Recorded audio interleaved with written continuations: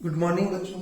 देखो पिछली क्लास में हमने मैग्नेटिक फील्ड के अंदर रोटेट करी किसी रॉड में इंड्यूस ईएमएफ देखा था, वो B omega L square by 2 था। देखो पिछली क्लास में हमने जितने भी क्वेश्चन किए थे उसमें रोटेट कर रही रॉड में ईएमएफ तो इंड्यूस होता था, लेकिन सर्किट कंप्लीट नहीं था, इसलिए करंट फ्लो नहीं हो पा रही थी। लेकिन अब हम कुछ ऐसे क्वेश्चन करते हैं जिसमें सर्किट भी कंप्लीट होगा तो करंट भी फ्लो हो पाएगी, है ना। तो देखो इसका एक नॉर्मल टाइप का क्वेश्चन लेते हैं, है ना, ध्यान से देखना। तो देखो इस बार भी हमको दे रखा है कि हाईली कंडक्टिंग मेटल से बनी कोई ऐसी सर्कुलर रिंग है, और हमको दे रखा है कि रिंग सिल्वर जैसे हाईली कंडक्टिंग मेटल से बनी, मतलब इसका रेजिस्टेंस बिल्कुल 0 है और रिंग बिल्कुल फिक्स है ना। अब देखो इस रिंग के ऊपर कंडक्टिंग मेटल की ऐसी कोई रॉड रख दी हमने, है ना, और हमको दे रखा है कि रॉड के इस पार्ट की लेंथ भी एल है और रॉड के इस पार्ट की लेंथ भी एल है, मतलब कहने का मतलब है कि रिंग की रेडियस भी एल ही है। और उसके बाद दे रखा है कि रॉड के इस पार्ट का भी रेजिस्टेंस आर है और रॉड के इस पार्ट का भी रेजिस्टेंस आर है ना। और देखो इस रॉड को मिडिल पॉइंट पर हमने हिंच कर दिया है ना, और इस रॉड को हम कुछ भी करके ओमेगा की कांस्टेंट एंगुलर वेलोसिटी से रोटेट करवा रहे हैं। उसके देखो सर्किट को कंप्लीट करने के लिए, है ना, सर्किट को कंप्लीट करने के लिए हमने ये एक्सिस और पेरिफेरी के बीच आर का एक एक्सटर्नल रेजिस्टेंस भी लगा दिया है ना। उसके बाद हमको दे रखा है कि पूरे सिस्टम को डॉट डायरेक्शन की यूनिफॉर्म मैग्नेटिक फील्ड में रखा है, जो यूनिफॉर्म भी और टाइम के साथ कांस्टेंट भी है ना। अब देखो अब इस मैग्नेटिक फील्ड में है ना, तो अब इस मैग्नेटिक फील्ड में रॉड को कुछ भी करके ओमेगा की कांस्टेंट एंगुलर वेलोसिटी से रोटेट करा रहे हैं। तो बस हमको देखना है कि ओमेगा की कांस्टेंट एंगुलर वेलोसिटी से रोटेट कराए तो ये वाला जो एक्सटर्नल रेजिस्टेंस आर है इसमें कितनी करंट फ्लो होगी और हर एक रॉड में कितनी कितनी करंट फ्लो होगी वो देखना है। और सेकेंड पार्ट देखना, ये तो सेकेंड पार्ट में हमको पूछा है कि इस रॉड की एंगुलर वेलोसिटी कांस्टेंट रखने के लिए हमको इस रॉड पर अपनी ओर से कितना एक्सटर्नल टॉर्क लगाना होगा, है ना। जैसे पहले रॉड की वेलोसिटी कांस्टेंट रखने के लिए अपनी ओर से कितना फोर्स लगाना पड़ता था वो किया था, वैसे ही इस बार एंगुलर वेलोसिटी कांस्टेंट रखने के लिए अपनी ओर से हमको टॉर्क कितना लगाना होगा वो भी देखना है। चलो बच्चों इसको करते हैं, है ना। वो सबसे पहले देखते हैं कि यूनिफॉर्म मैग्नेटिक फील्ड के अंदर ये दो रॉड्स जो रोटेट करी हैं उसमें ईएमएफ कितना कितना इंड्यूस होगा वो देखना है। तो चलो पहले हम इस वाले रॉड में इंड्यूस ईएमएफ देखते हैं। तो तुम बताओ कि ये रॉड भी बी के यूनिफॉर्म मैग्नेटिक फील्ड में ये एल एन की रॉड है जो सिरे के बोर्ड ओमेगा एंगुलर वेलोसिटी से रोटेट कर रही है। तो बताओ इस रॉड में भी ईएमएफ कितना इंड्यूस होगा, वही B omega L square by 2, और इसकी डायरेक्शन देखनी है। तो तुम बताओ, ठीक है, तुम बताओ कि ये रॉड ऐसी एंटी क्लॉकवाइज है ना, आई एम सॉरी, ये रॉड ऐसी क्लॉकवाइज डायरेक्शन में रोटेट कर रही है। तो बताओ इस रॉड के जो पार्टिकल है वो नीचे की ओर मूव कर रहे होंगे, तो बस वो अपना थप्पड़ ढूल लगाते हैं। तो तुम बताओ, है ना, तो बताओ कि इस बार मैग्नेटिक फील्ड डॉट डायरेक्शन बाहर की ओर लगा रखा है, तो मैग्नेटिक फील्ड की डायरेक्शन में उंगलियां, फिर रॉड के, है ना, रॉड के जो एलिमेंट है वो नीचे की ओर मूव करें तो वेलोसिटी की डायरेक्शन में अंगूठा। तो बताओ इस रॉड के जो पॉजिटिव चार्जेस है उन पर फोर्स सीधे आपके थप्पड़ मारने वाला इधर लगेगा। और तुम बताओ, है ना, तुम बताओ कि पॉजिटिव चार्जेस पर फोर्स इधर की ओर लगेगा। तो बताओ ये रॉड ऐसी बैटरी के टाइप से काम करेगी जो पॉजिटिव को इधर की ओर धक्का दे, मतलब रॉड इस टाइप की बैटरी के टाइप से काम करेगी। और बताओ इस रॉड में ईएमएफ कितना इंड्यूस होगा, B omega L square by 2 इतना इंड्यूस होगा। और बताओ इस रॉड का भी रेजिस्टेंस आर है, तो बताओ इस रॉड का जो रेजिस्टेंस आर है वो बैटरी के इंटरनल रेजिस्टेंस के टाइप से काम करेगा, है ना। तो बस हम बोल सकते हैं ना, तो बस हम बोल सकते हैं कि ये जो रोटेटिंग रॉड है ना, ये जो रोटेटिंग रॉड है वो भी एक चलती फिरती बैटरी के टाइप से काम करेगी, जिसका ईएमएफ तो B omega L square by 2, और इस रॉड का जो रेजिस्टेंस है वो बैटरी के इंटरनल रेजिस्टेंस के टाइप से काम करेगा। चलो वैसे इस रॉड की बात करते हैं तो तुम बताओ कि इस रॉड की भी लेंथ L है और ये रॉड भी सिरे के वॉट ओमेगा एंगुलर वेलोसिटी से रोटेट कर रही है, तो बताओ इसमें भी ईएमएफ कितना इंड्यूस होगा, वही B omega L square by 2। और इसकी डायरेक्शन देखनी है ना, तुम बताओ, है ना, तुम बताओ कि ये रॉड भी ऐसे रोटेट कर रही है ना, तो ये रॉड भी ऐसे रोटेट कर रही है, मतलब इस रॉड के जो पार्टिकल है वो ऊपर की ओर मूव करेंगे। तो बस ईएमएफ की डायरेक्शन के लिए वही अपना थप्पड़ रूल लगाएंगे।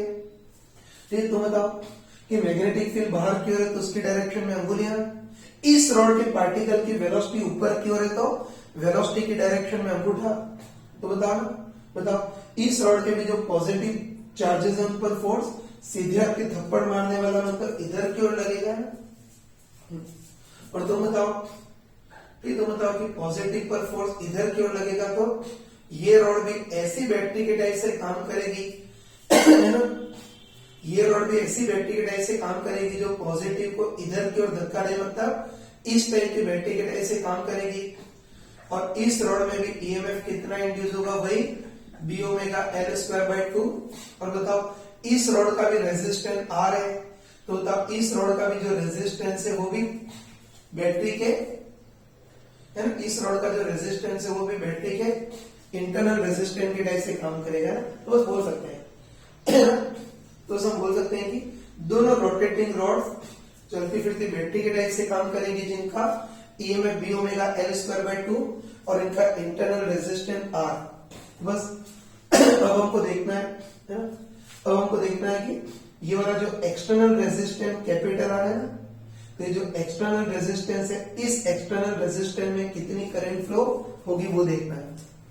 तो तुम बताओ कि इस बार पॉइंट पोटेंशियल मेथड से काम नहीं चलेगा, है ना। जैसे तुम बताओ कि बता, जैसे इधर पोटेंशियल 0 मान ले तो तब इधर potential 0 plus B omega L square by 2 नहीं बोल सकते, क्योंकि है ना, क्योंकि बीच में टांग अड़ाने के लिए रेजिस्टर आ गया है। तो तुम बताओ इस बार पॉइंट पोटेंशियल से भी काम नहीं चल रहा और सर्किट बहुत उलझा हुआ कॉम्प्लिकेटेड है। तो अब इस एक्सटर्नल, है ना भाई, इस बार सर्किट कॉम्प्लिकेटेड है, पॉइंट पोटेंशियल से भी काम नहीं चल रहा है, तो अब इस एक्सटर्नल रेजिस्टेंस में करंट कैसे निकाले वो देखना है। तो उसके लिए वही अपना ब्रह्मास्त्र यूज करेंगे, मतलब सर्किट रिडक्शन मेथड, है ना। तो यहां अपना वही ब्रह्मास्त्र यूज करेंगे, मतलब सर्किट रिडक्शन मेथड यूज करेंगे। चलो ऐसा करते हैं कि जो एक्सिस का सेंटर है उसको पॉइंट ए मान लेते हैं, है ना, और ऐसा करते हैं कि जो पेरिफेरी वाला पॉइंट है उसको पॉइंट बी मान लेते हैं ना। अब तुम बताओ कि यहां से लेकर के यहां तक, है ना, तो यहां से लेकर के यहां तक बिल्कुल जीरो रेजिस्टेंस का कंडक्टिंग वायर है, तो तब पोटेंशियल सेम होगा, तो इन पॉइंट्स को भी सेम बोल सकते हैं। मतलब बताओ ये पॉइंट बी है तो इसको भी बी बोल सकते हैं, ये बी है तो इसको भी बी बोल सकते हैं, और ये बी है तो इसको भी बी बोल सकते हैं। बस ए और बी से ही काम चल गया, सी पॉइंट की जरूरत पड़ी नहीं ना। बताओ हमने सारे जंक्शन को डिफाइन कर लिया, है ना। तो बताओ हमने सारे जंक्शन को डिफाइन कर लिया, बस अब सिंपली सर्किट को सिंप्लीफाइड करके बनाते हैं ना।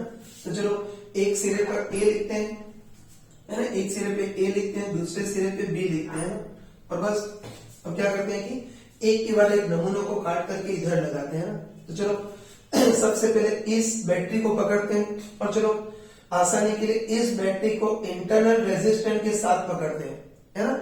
तो इस बैटरी को इंटरनल रेजिस्टेंस के साथ पकड़ते हैं। तुम बताओ, है ना, सॉरी, ठीक, तुम बताओ कि B omega L square by 2 voltage की ये जो बैटरी है किसके बीच है, ए और बी के बीच है ना। वही कि ये बैटरी किसके बीच है, ए और बी के बीच है, तो इसको काट करके ए और बी के बीच बैटरी लगा सकते हैं ना। तो ध्यान रखना कि इंटरनल रेजिस्टेंस के साथ ये बैटरी ए और बी के बीच है, तो इसको काट करके ए और बी के बीच लगा सकते हैं। और तुम बताओ कि इसका पॉजिटिव सिरा ए से जुड़ा हुआ है, तो पॉजिटिव सिरा ए से जोड़ेंगे, और नेगेटिव सिरा बी से जुड़ा हुआ है तो नेगेटिव सिरा बी से जोड़ेंगे, है ना।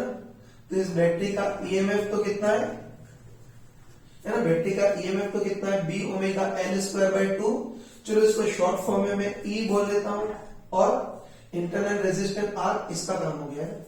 चलो अब इस बैटरी को पकड़ते हैं ना, इस बैटरी को भी इंटरनल रेजिस्टेंस के साथ पकड़ते हैं। तुम बताओ कि ये बैटरी भी किसके बीच है, ए और बी के बीच है, तो इसको भी काट करके ए और बी के बीच लगा देते हैं ना, तो इसको भी काट करके ए और बी के बीच लगा देते हो। बताओ इसका EMF B omega L square by 2 है, जिसको शॉर्ट फॉर्म में मैं ई बोल रहा हूं, और इसका इंटरनल रेजिस्टेंस आर।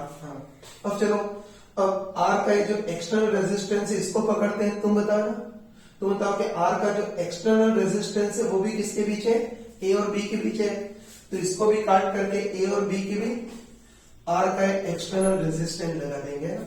तो तुम बताओ, है ना, तुम बताओ कि सारे नमूनों को, सारे नमूनों को काट करके इधर लगा दिया, मतलब अब ये वाला सर्किट इक्विवेलेंट इधर कंप्लीट हो गया। तो बस हमको देखना है कि इस एक्सटर्नल रेजिस्टेंस में करंट कितनी फ्लो होगी वो देखना है, बस देखते ही बताओ, है ना। बस तुम देखते बताओ कि ये भी मल्टीपल ब्रांच सर्किट है, तो करंट इलेक्ट्रिसिटी का क्वेश्चन बन गया ना। तो देखते बताओ ये मल्टीपल ब्रांच सर्किट है, तो इसमें हम पैरेलल कॉम्बिनेशन का लॉजिक यूज करेंगे, है ना। तुम बताओ कि इस बार इस रेजिस्टर में करंट निकाले तो इसको तो एक्सटर्नल मान लेंगे, और बताओ इन दोनों को पैरेलल कॉम्बिनेशन में जुड़ी हुई बैटरीज मान लेंगे। तो बस फॉर्मूले से इनका इक्विवेलेंट ईएमएफ और इक्विवेलेंट इंटरनल रेजिस्टेंस निकालेंगे। वैसे तो कोई स्मार्ट पर्सन हो तो शक्ल देखते ही बता सकता है कि दोनों बिल्कुल आइडेंटिकल बैटरी हैं, तो इक्विवेलेंट ईएमएफ तो सिंपली ई होगा, ई बाय 2 नहीं होगा, है ना, पढ़ चुके हैं। तो आइडेंटिकल बैटरीज हैं, इससे इक्विवेलेंट ईएमएफ तो ई, लेकिन equivalent internal resistance R by 2 होगा। या चाहो तो गधों टाइप से कर भी सकते हो ना। चलो पहले इक्विवेलेंट ईएमएफ देखना है, तो बताओ दोनों बैटरी पैरेलल कॉम्बिनेशन में, तो equivalent EMF E1 by R1 plus E2 by R2 upon 1 upon R1 plus 1 upon R2। तो E1 की जगह E, R1 की जगह R, E2 की जगह E, R2 की जगह R अपन 1 upon R1 plus 1 upon R2। तो इसको सॉल्व करेंगे तो इक्विवेलेंट ईएमएफ E आएगा, और इक्विवेलेंट इंटरनल रेजिस्टेंस देखना है, तो हमको बताया कि दोनों इंटरनल रेजिस्टेंस पैरेलल कॉम्बिनेशन में, तो equivalent internal resistance 1 upon R equivalent equal to 1 upon R1 plus 1 upon R2। तो equivalent internal resistance R by 2। बाकी करंट इलेक्ट्रिसिटी में कर चुके हैं, स्मार्ट पर्सन के कचरा फैलाने की जरूरत है ही नहीं, डायरेक्ट बोल सकते हैं कि आइडेंटिकल बैटरीज है, इससे इक्विवेलेंट ईएमएफ तो E और equivalent internal resistance R by 2 होगा, है ना। बस तुम बताओ कि इक्विवेलेंट निकालिए ना, है ना। तुम बताओ कि इक्विवेलेंट निकालिए मतलब, है ना, इक्विवेलेंट निकालिए मतलब इन दोनों की जगह इक्विवेलेंट बैटरी रिप्लेस कर सकते हैं, है ना। तो ये होता है इन दोनों की जगह इक्विवेलेंट बैटरी रिप्लेस कर सकते हैं, जिसका इक्विवेलेंट ईएमएफ E और इक्विवेलेंट इंटरनल रेजिस्टेंस कितना R by 2। तुम बताओ कि इन दोनों की जगह तो इक्विवेलेंट बैटरी रिप्लेस कर ली, लिख देता हूं पॉइंट ए और पॉइंट बी, है ना। तो बताओ इन दोनों की जगह तो इक्विवेलेंट बैटरी रिप्लेस कर ली, और बचा क्या, ये R का एक्सटर्नल रेजिस्टेंस बचा। बस इसके साथ हम R का एक्सटर्नल रेजिस्टेंस भी लगा देंगे। बस अब हमको देखना है कि इस एक्सटर्नल रेजिस्टर में करंट कितनी फ्लो होगी वो देखना है। तो बताओ अब तो सिंपल सर्किट बन गया, है ना। बताओ अब तो सिंपल सर्किट बन गया, तो बस साफ साफ देख सकते हैं। बताओ बैटरी चार्जेस तो ऐसे धक्का देगी तो करंट ऐसे बहेगी, और बताओ एक्सटर्नल ब्रांच पे कितनी करंट बहेगी, इस रास्ते का नेट ईएमएफ अपन केवल इस रास्ते का टोटल रेजिस्टेंस। तो तुम बताओ कि इस रास्ते का नेट ईएमएफ तो कितना है E, अपन इस रास्ते का total resistance R plus R by 2 मतलब 3R by 2। बस हम बोल सकते हैं कि इस एक्सटर्नल रेजिस्टर में करंट कितनी फ्लो होगी, 2E by 3R इतनी फ्लो होगी, है ना। और उसमें E की वैल्यू भी रख सकते हो ना। तो बताओ उसमें E की वैल्यू क्या रखेंगे, simply B omega L square by 2, लेकिन अभी E की फॉर्म में रहने देता हूं। तो इस एक्सटर्नल रेजिस्टर में करंट इतनी फ्लो होगी और A से B की ओर फ्लो होगी।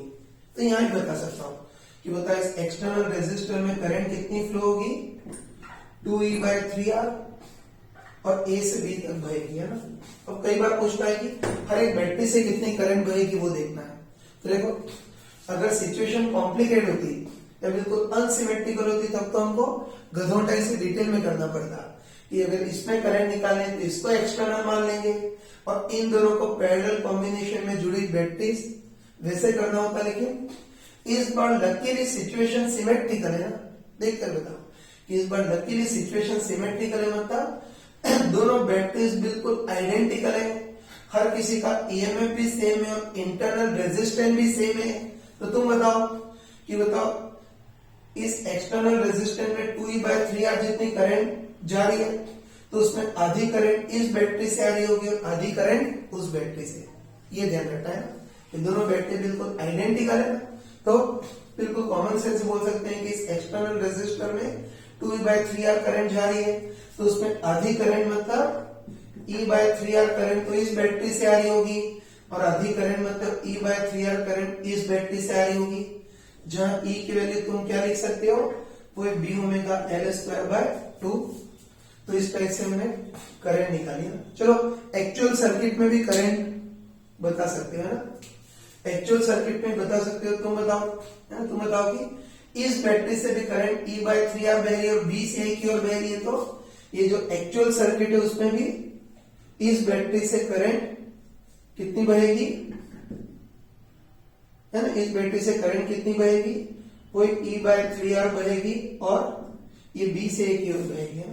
वैसे बताओ इस बैटरी में भी करंट E/3R B से A की ओर, तो ये वाली जो बैटरी है उसमें भी करंट सिंपली E/3R बहेगी और वो B से A की ओर बहेगी। और एक्सटर्नल रेजिस्टर में करंट 2E/3R है जो कि A से B की ओर है, तो जो एक्सटर्नल रेजिस्टर है उसमें करंट कितनी बहेगी, 2E/3R और डायरेक्शन A से B की ओर।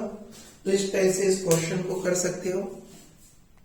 देखो बच्चों, अभी हमने हर एक ब्रांच में करंट तो निकाली, मतलब इस रोड में भी करंट E/3R, इस रोड में भी करंट E/3R और इस एक्सटर्नल रेजिस्टर में करंट 2E/3R है ना। तो हर किसी में करंट तो निकाली, मतलब फर्स्ट पार्ट तो कर लिया। अब इसका सेकेंड पार्ट करते हैं।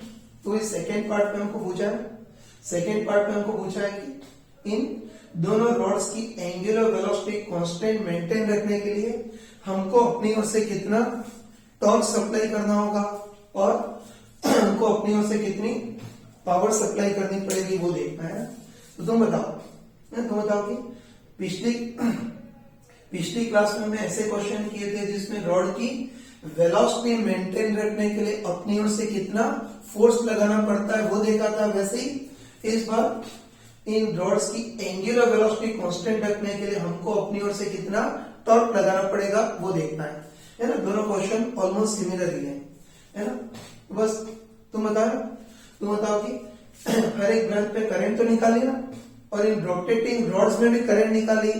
तो तुम बताओ कि इस मैग्नेटिक फील्ड के अंदर, है ना, बताओ इस मैग्नेटिक फील्ड के अंदर इन रोटेटिंग रॉड से करंट फ्लो हो रही है, तो इन रोटेटिंग रॉड पर मैग्नेटिक फोर्स ILB भी लगेगा, है ना। तो ये बोल सकते हैं कि इस मैग्नेटिक फील्ड के अंदर इस रोटेटिंग रॉड से करंट फ्लो हो रही है, तो बता इन रोटेटिंग रॉड पर मैग्नेटिक फोर्स ILB भी लगेगा। और आंखें बंद करके हम लेंस लॉ से बोल सकते हैं कि ये मैग्नेटिक फोर्स निश्चित रूप से अपोजिंग ही होगा, या तुम चाहो तो चेक भी कर सकते हो ना। चलो पहले इस रोड पर मैग्नेटिक फोर्स, तो एक थप्पड़ रूल लगाएंगे ना। तो तुम बताओ कि एक्सटर्नल मैग्नेटिक फील्ड बाहर की ओर है, तुम बताओ कि एक्सटर्नल मैग्नेटिक फील्ड बाहर की ओर है, तो मैग्नेटिक फील्ड की डायरेक्शन में अंगुलियां, करंट आगे की ओर, एक्सटर्नल मैग्नेटिक फील्ड बाहर की ओर है तो उसकी डायरेक्शन में अंगुलियां, करंट इधर की ओर बह रही तो करंट की डायरेक्शन में अंगूठा। तो बताओ इस करंट कैरिंग रॉड पर भी मैग्नेटिक फोर्स सीधे आपकी थप्पड़ मारने वाला मतलब ऊपर की ओर लगेगा।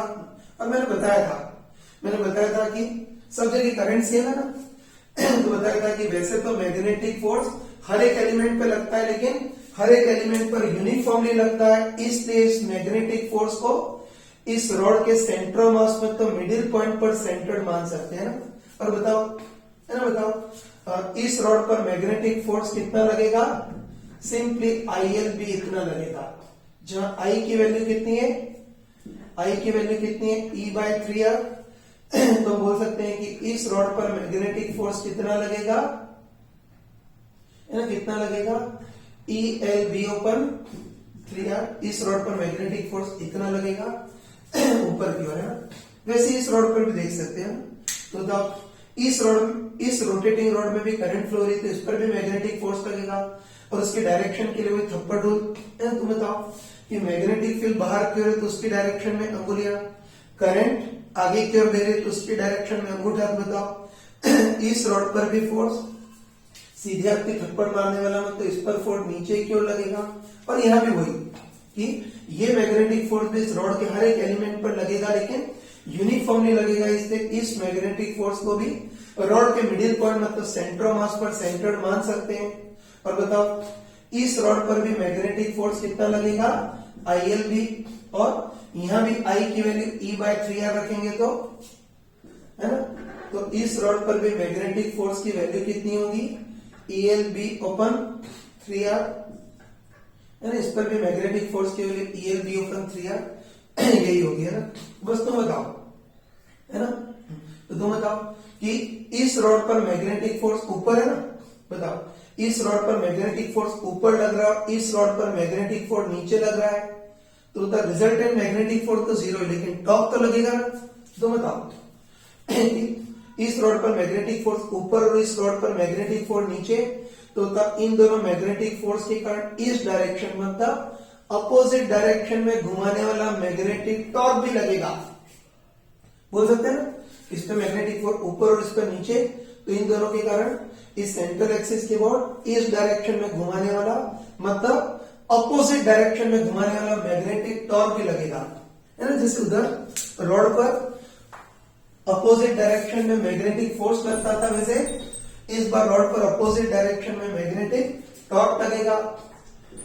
और इस सेंट्रल एक्सिस के बाद इन दोनों का टॉर्क देख सकते हैं, फटाफट बताओ कि सेंट्रल एक्सिस के बाद इस फोर्स का भी टॉर्क कितना होगा, simply F perpendicular into R। तो F परपेंडिकुलर तो कितना है, ELB/3R इंटू R। इस फोर्स की एक्सिस से डिस्टेंस L/2, और सेंटर के बाद ये फोर्स भी ऐसे घुमाएगा, एंटी क्लॉकवाइज घुमाएगा, तो इसकी भी डायरेक्शन एंटी क्लॉकवाइज, और एक्सिस के बाद इस फोर्स का भी torque F perpendicular into R। F perpendicular वही ELB/3R इंटू R। इस फोर्स की भी एक्सिस से डिस्टेंस L/2, और तुम बताओ कि सेंट्रल एक्सिस के बाद ये फोर्स भी ऐसे ही घुमाएगा, मतलब इसकी डायरेक्शन भी एंटी क्लॉकवाइज होगी। दोनों एंटी क्लॉकवाइज तो सीधे सीधे जुड़ जाएंगे, मतलब, है ना। मतलब बोल सकते हैं कि सेंट्रल एक्सिस के बाद इन दोनों फोर्स का मैग्नेटिक टॉर्क इतना होगा। ये तो मूर्खता की डायरेक्ट भी कर सकते थे ना। तुम बताओ कि लकीली ये दोनों फोर्स की वैल्यू सेम है और डायरेक्शन अपोजिट है, मतलब इक्वल और अपोजिट फोर्स के जोड़े हैं। और मैंने बताया था कि इक्वल और अपोजिट फोर्स के जोड़े को फोर्स कपल बोलते हैं, और फोर्स कपल के केस में तो हर एक्सिस के बाद टॉर्क सेम होता है, और F परपेंडिकुलर इंटू R। तो F perpendicular magnetic force ELB/3R into R। इन दोनों फोर्सेस के बीच आपस में डिस्टेंस कितनी L, तो उससे भी आंसर वही आएगा, या, है ना। कम बुद्धि से, मंद बुद्धि की टाइप से इसको डिटेल में करें तब भी मैग्नेटिक टॉर्क इतना आएगा। बस हम बोल सकते हैं कि दोनों मैग्नेटिक टॉर्क एंटी क्लॉकवाइज है तो जुड़ जाएंगे। तो बताओ एक्सिस के बाद है ना, बताओ एक्सिस के बाद जो मैग्नेटिक फोर्स है उसका टॉर्क कितना हो जाएगा, बताओ ELB/3R इंटू इन दोनों को ऐड करेंगे तो L एंटी क्लॉकवाइज, है ना। तुम बताओ कि इन रॉड्स पर है ना, इन दोनों रॉड्स पर इतना मैग्नेटिक टॉर्क अपोजिट डायरेक्शन में लग रहा है। तुम बताओ कि इन दोनों रॉड्स पर इतना मैग्नेटिक टॉर्क मोशन के अपोजिट डायरेक्शन में लग रहा है। बताओ ये मैग्नेटिक टॉर्क इनकी एंगुलर वेलोसिटी को घटा सकता है। बोल सकते हैं ना कि मैग्नेटिक टॉर्क मोशन के अपोजिट डायरेक्शन में लग रहा है, तो ये मैग्नेटिक टॉर्क इनकी एंगुलर वेलोसिटी को घटा सकता है, लेकिन इस मैग्नेटिक टॉर्क के बावजूद भी हमको इनकी एंगुलर वेलोसिटी कांस्टेंट मेंटेन रखनी है। तो तुम बताओ कि एंगुलर वेलोसिटी कांस्टेंट मेंटेन रखने के लिए जितना मैग्नेटिक टॉर्क अपोजिट डायरेक्शन में लग रहा है, एग्जैक्टली उतना के उतना ही टॉर्क हमको आगे की ओर लगाना होगा। यानी बोल सकते हैं कि अपोजिंग मैग्नेटिक टॉर्क के बावजूद भी इसकी एंगुलर वेलोसिटी कांस्टेंट रखने के लिए जितना मैग्नेटिक टॉर्क अपोजिट डायरेक्शन में लग रहा है, उसको कैंसिल करने के लिए एग्जैक्टली उतना ही टॉर्क हमको अपनी ओर से आगे की ओर लगाना होगा। तो बताओ अपोजिंग डायरेक्शन में मैग्नेटिक टॉर्क कितना है, तो बताओ एंगुलर वेलोसिटी कांस्टेंट रखने के लिए, इसको कैंसिल करने के लिए एग्जैक्टली उतना ही टॉर्क हमको लगाना पड़ेगा। तो हमको भी ELB/3R इंटू एल इतना ही टॉर्क हमको मोशन की डायरेक्शन में मतलब क्लॉकवाइज डायरेक्शन में लगाना होगा। बस कह सकते हैं कि इसकी एंगुलर वेलोसिटी कांस्टेंट रखने के लिए जितना मैग्नेटिक टॉर्क अपोजिट डायरेक्शन में लग रहा है एग्जैक्टली उतना ही टॉर्क हमको अपनी ओर से रोटेशन की डायरेक्शन में लगाना होगा। बस आगे पूछा है कि हमको टॉर्क कितना लगाना होगा, तो हमको पावर कितनी सप्लाई करनी होगी वो देखना है। तो ये चीज तुमने रिजिड बॉडी में पढ़ी होगी ना, तो रिजिड बॉडी में पढ़ी होगी कि जिस टाइप से किसी फोर्स की power supply F into V होती है, वैसे ही इस टॉर्क की पावर सप्लाई कितनी होगी, F की जगह टॉर्क और V की जगह ओमेगा है। तो बस हमारे द्वारा सप्लाई की गई पावर कितनी होगी, हमारे द्वारा लगाया गया टॉर्क इंटू ओमेगा। तो हमारे द्वारा लगाया गया टॉर्क तो इतना होगा, इसको सॉल्व करेंगे तो EL²/B/3R इंटू ओमेगा। तो हमको पावर इतनी सप्लाई करनी पड़ेगी, जहां हम अच्छे समझते हैं कि जहां E की वैल्यू हम क्या रख सकते हैं, B ओमेगा L²/2। तो इस टाइप के भी क्वेश्चन आ गए तो तुम कर सकते हो।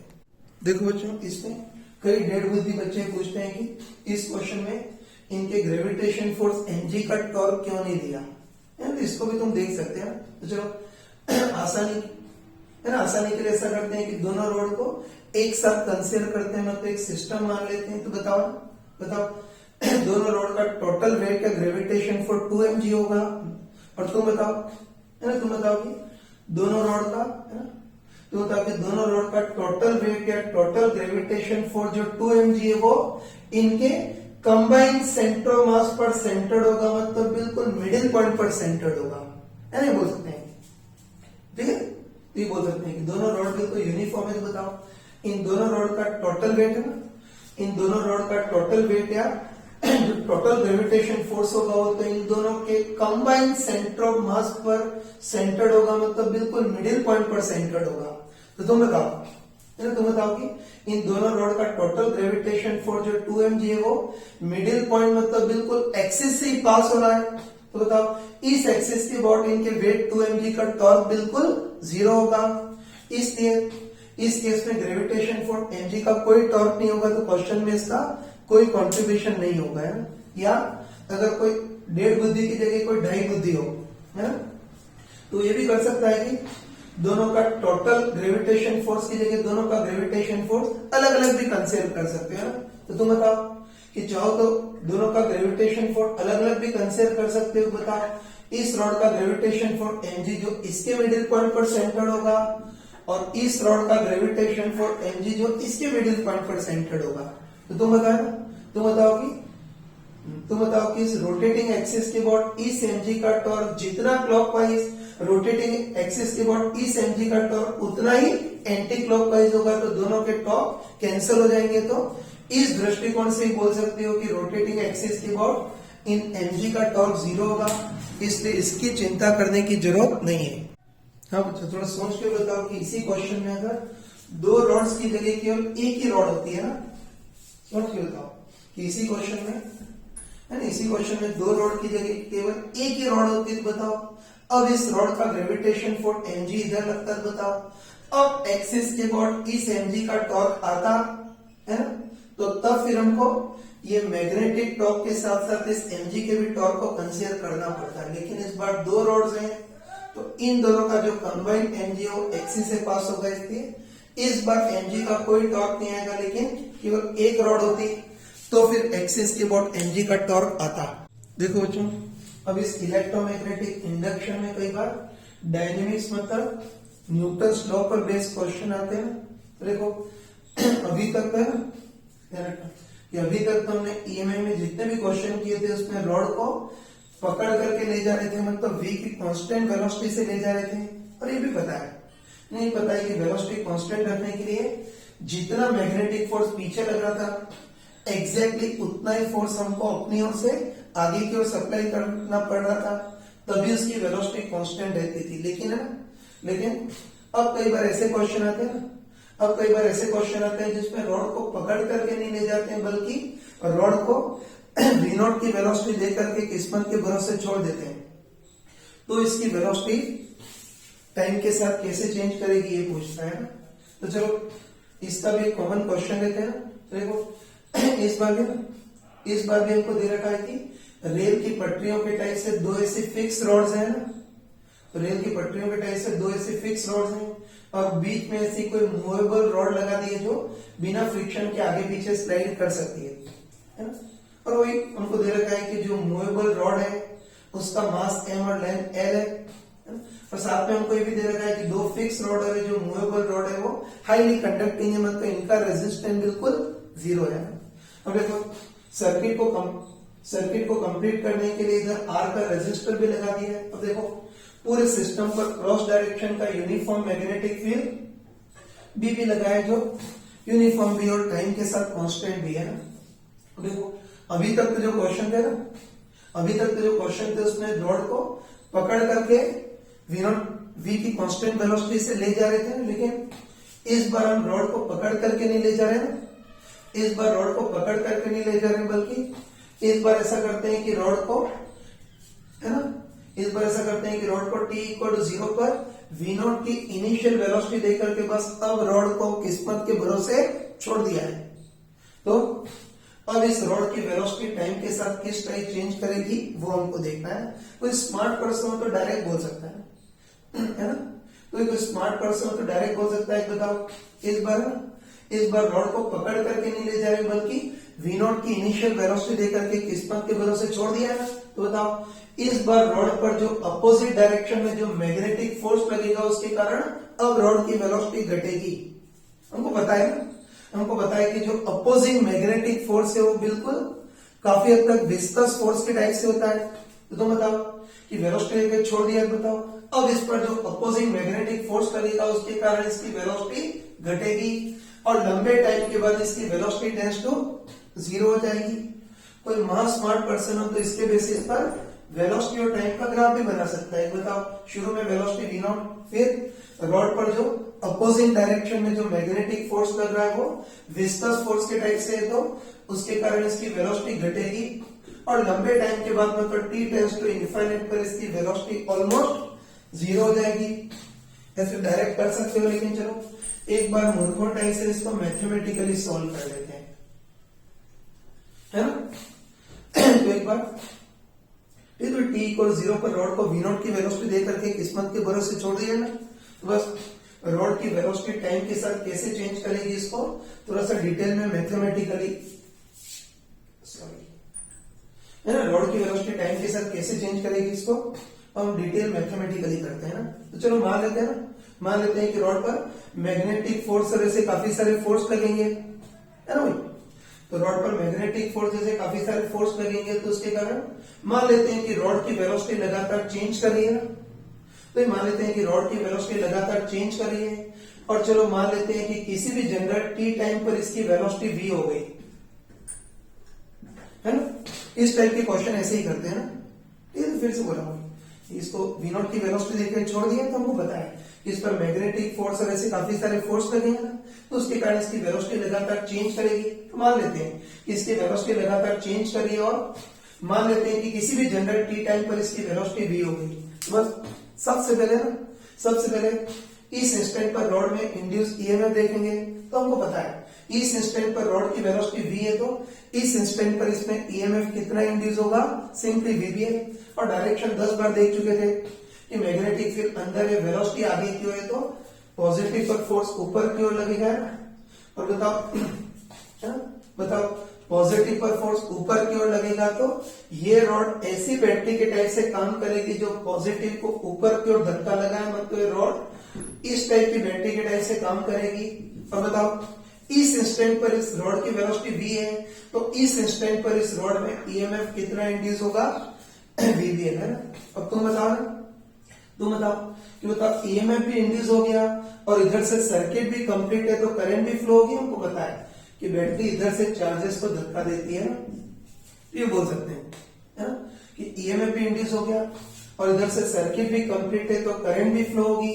और हमको पता है कि करंट कितनी फ्लो होगी, इस रास्ते का ईएमएफ अपन, इस रास्ते का टोटल रेजिस्टेंस बताओ इस इंस्टेंट पर इस रास्ते का ईएमएफ कितना है वीबीएल अपन इस पूरे रास्ते का टोटल रेजिस्टेंस आर, करंट इतनी बहेगी तो हमको पता है ना, तो हमको पता है कि बताओ करंट इससे बहेगी, आर के रेजिस्टर से बहेगी और लास्ट में आई करंट इस रॉड से भी बहेगी, है ना कि करंट इससे बहेगी, रेजिस्टर से बहेगी और लास्ट में करंट इस मूविंग रॉड से भी बहेगी। तो तुम बताओ कि मैग्नेटिक फील्ड के अंदर है ना, बताओ मैग्नेटिक फील्ड के अंदर इस मूविंग रॉड से करंट बहेगी तो इस मूविंग रॉड पर मैग्नेटिक फोर्स भी लगेगा और आंखें बंद करके हम बोल सकते हैं कि लेंस लॉ के अकॉर्डिंग मैग्नेटिक फोर्स अपोजिंग ही होगा। या तुम चाहो तो गधों टाइप से चेक भी कर सकते हो, थप्पड़ रूल लगा सकते हैं। तुम बताओ कि मैग्नेटिक फील्ड अंदर की ओर है तो उसकी डायरेक्शन में अंगुलियां, करंट ऊपर की ओर बह रही है तो उसकी डायरेक्शन में अंगूठा। तो बताओ इस रॉड पर मैग्नेटिक फोर्स सीधे आपकी थप्पड़ मारने वाला मतलब पीछे की ओर लगेगा, मतलब अपोजिंग लगेगा। तो हमको पहले से ही पता था ना कि इस रॉड में करंट फ्लो होगी तो इस पर अपोजिट डायरेक्शन में मैग्नेटिक फोर्स भी लगेगा। और हमको पता है कि इस करंट कैरिंग रॉड पर मैग्नेटिक फोर्स कितना लगेगा, सिंपली ILV। इसमें करंट I की वैल्यू रख सकते हो, करंट I की वैल्यू क्या रखेंगे VBL/R। तो बस इसको सॉल्व करेंगे ना, इसको सॉल्व करेंगे तो इस रॉड पर अपोजिट डायरेक्शन में मैग्नेटिक फोर्स कितना लगेगा B²L²/R × V। बस इस रॉड पर इस इंस्टेंट पर है ना, इस इंस्टेंट पर इस रॉड पर अपोजिंग डायरेक्शन में मैग्नेटिक फोर्स कितना लगेगा B²L²/R × V। तो बस मैग्नेटिक फोर्स आ गया ना, है ना, वो इस इंस्टेंट पर रॉड पर लगने वाला मैग्नेटिक फोर्स आ गया। तो एक सेकंड के लिए भी अटकने की जरूरत नहीं, बस अब भगवान का नाम लेकर के इस रॉड के लिए न्यूटन्स लॉ लगा देंगे, है। तो अपोजिंग मैग्नेटिक फोर्स आ गया, बस आंखें बंद करके इस रॉड के लिए न्यूटन्स लॉ लगा देंगे। मतलब इस रॉड पर रिजल्टेंट आगे की ओर force equal to mass into acceleration. तो चलो इस रॉड पर रिजल्टेंट फोर्स देखते हैं। तुम बताओ कि इस रॉड पर ओनली मैग्नेटिक फोर्स यही लग रहा है और कोई फोर्स नहीं है। तुम बताओ कि रॉड पर रिजल्टेंट फोर्स के नाम पर केवल मैग्नेटिक फोर्स ही लग रहा है और वो कितना है B²L²/R × V। तो लिख सकते हैं कि इस रॉड पर रिजल्टेंट फोर्स के नाम पर केवल मैग्नेटिक फोर्स है, वो कितना है B²L²/R × V। और तुम बताओ कि मैग्नेटिक फोर्स अपोजिट डायरेक्शन में इसके साइन के साथ माइनस लिखेंगे। बस आराम से बताओ, है ना, आराम से बताओ कि न्यूटन्स लॉ के अकॉर्डिंग, है ना, न्यूटन्स लॉ के अकॉर्डिंग रिजल्टेंट फोर्स को खोल करके क्या लिख सकते हैं मास इनटू एक्सेलरेशन। बस मास को उधर ट्रांसफर करते हैं ना, तो मास को उधर ट्रांसफर करेंगे तो एक्सेलरेशन अपने पास कितना आएगा -B²L²/mr × V। ठीक है, इस रॉड का एक्सेलरेशन -B²L²/mr × V, ये एक्सेलरेशन आ गया। तो सब वेलोसिटी निकालनी है तो तुम देखते बताओ कि इस बार है ना, इस बार रॉड पे लगने वाला रिजल्टेंट फोर्स और एक्सेलरेशन जो है वो वेलोसिटी के साथ चेंज कर रहा है, इसलिए इस बार इक्वेशन ऑफ मोशन नहीं लगा सकते, इस बार बेसिक इंटीग्रेशन से ही करेंगे ना। बस वो अपना सदियों पुराना तरीका कि एक्सेलरेशन का एक बार इंटीग्रेट करके वेलोसिटी और वेलोसिटी का एक बार और इंटीग्रेट करके डिस्प्लेसमेंट। बस सिंपली एक्सेलरेशन का एक बार इंटीग्रेट करके वेलोसिटी निकालेंगे। ये भी हमको पता है ना। तो ध्यान रखना कि ये भी तुमको 11th में बताया होगा कि एक्सेलरेशन को खोल करके dv/dt भी लिख सकते हैं या फिर v/dv/dx भी लिख सकते हैं। लेकिन तुम बताओ कि इस बार हमको सॉल्यूशन टाइम की फॉर्म में लाना है, इसलिए इस बार एक्सेलरेशन को खोल करके हम dv/dt लिखेंगे। अगर सॉल्यूशन डिस्प्लेसमेंट की फॉर्म में लाना होता तो एक्सेलरेशन को v/dv/dx, लेकिन अभी हमको सॉल्यूशन टाइम की फॉर्म में लाना है, इसलिए इस केस में एक्सेलरेशन सिंपली dv/dt। बस आगे की कहानी तुमको पता होगी कि हम सिंपली इंटीग्रेट करेंगे, लेकिन मत भूलना इंटीग्रेशन के पहले वेरिएबल सेपरेट करेंगे, है ना। तो ऐसा करते हैं कि v वाली सारी टर्म को LHS में और बाकी कचरा टर्म को RHS में, है ना। तो तुम बताओ कि v को इधर ट्रांसफर करेंगे तो इधर कितना आएगा dv by v equal to dt को उधर ट्रांसफर करेंगे तो minus B square L square अपन M R into D T. बस वेरिएबल सेपरेट हो गए ना, रास्ता साफ है तो सिंपली दोनों इंटीग्रेट करेंगे और लिमिट रखते हैं। dt है तो t की लिमिट तो t इक्वल टू 0 से t इक्वल टू t, इधर dv है तो v की लिमिट इसके अकॉर्डिंग। तो बताओ कि t इक्वल टू 0 पर मतलब इनिशियली इसकी वेलोसिटी कितनी थी v नॉट, और किसी भी जनरल t टाइम पर इसकी वेलोसिटी निकालनी है तो v मान लेते हैं। बस इंटीग्रेट कर सकते हैं है ना, इंटीग्रेट कर सकते हैं। चलो मैं यही कर लेता हूँ, तो आराम से बताओ कि dv बाय v है ना हमको पता है कि होता है dv बाय v का इंटीग्रेशन कितना होता है log v, और limit v equal to v not से v equal to v equal to इधर minus B square L square अपन एम आर कॉन्स्टेंट है बाहर, ओनली dt का इंटीग्रेशन t, अपर लिमिट रखेंगे तो t माइनस लोअर लिमिट रखेंगे तो 0। चलो ये है ना, LHS की भी लिमिट में यही रख देता हूं, इतनी जगह की थोड़ी कमी है। तो तुम बताओ कि इसका इंटीग्रेशन log v था ना, अपर लिमिट में v की जगह v रखेंगे तो log v minus lower limit में v की जगह v नॉट रखेंगे तो log v नॉट। और तुम बताओ कि log a minus log b को क्या लिख सकते हैं, log a ओपन b। तो बताओ log v minus log v not को क्या लिख सकते हैं, log v by v not. तो इतनी चीजें तुमको आती होगी है ना। चलो अब v निकालना है तो नेचुरल लॉग को उधर ट्रांसफर करेंगे, और ये तुमने मैथमेटिक्स में पढ़ा होगा कि नेचुरल लॉग को उधर ट्रांसफर करेंगे तो क्या बन जाएगा e की पावर।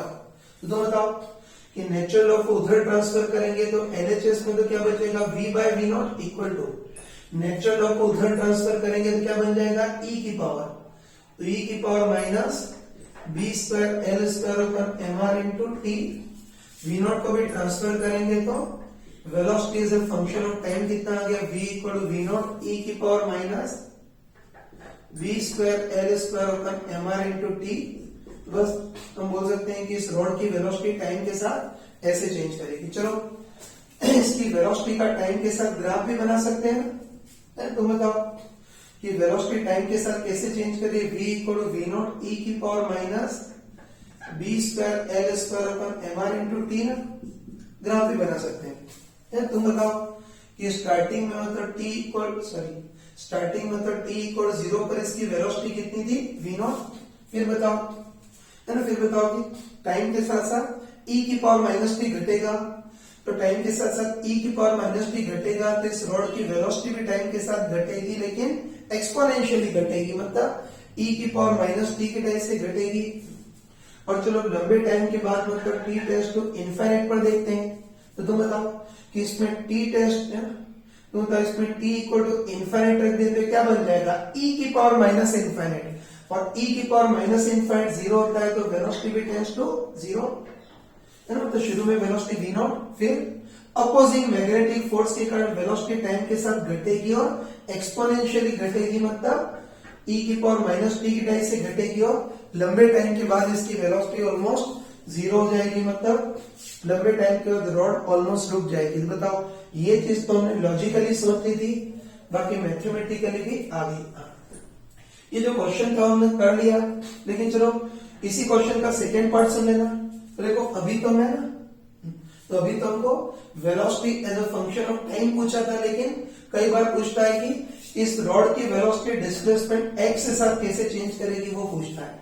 तो उसके लिए भी वही तरीका है ना, उसके लिए वही तरीका कि resultant force equal to mass into acceleration. तो इससे एक्सेलरेशन अपने पास कितना आ गया था, minus B square L square अपन एम आर इंटू वी इतना आ गया था। अब वही यहाँ पे वही तरीका कि एक्सेलरेशन का एक बार इंटीग्रेट करके वेलोसिटी ना, मैंने पहले ही बताया था कि एक्सेलरेशन को खोल करके dv बाय dt भी लिख सकते हैं और v dv बाय dx भी लिख सकते हैं।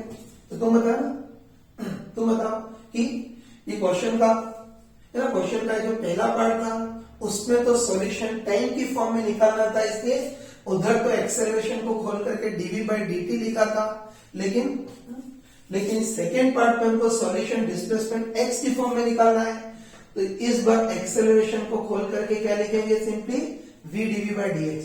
आगे सॉल्व कर सकते हो, वही तुम देखते ही बताओ कि सॉल्व करेंगे तो एक v से एक v कैंसल, बस वेरिएबल सेपरेट करेंगे, मतलब dx को उधर ट्रांसफर करेंगे, तो इधर तो dv आ जाएगा और इधर minus B square L square अपन M R into D x.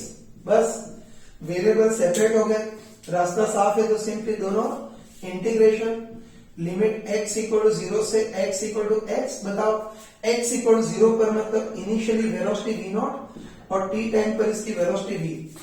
आगे सॉल्व कर लेना, जगह की कमी है इससे मैं पूरा सॉल्व नहीं कर पाऊंगा, बाकी डायरेक्ट बता रहा हूं कि इसको सिंप्लीफाई करोगे तो वेलोसिटी डिस्प्लेसमेंट की फॉर्म में कितनी आएगी, v equal to v not minus B square L square upon M R into x.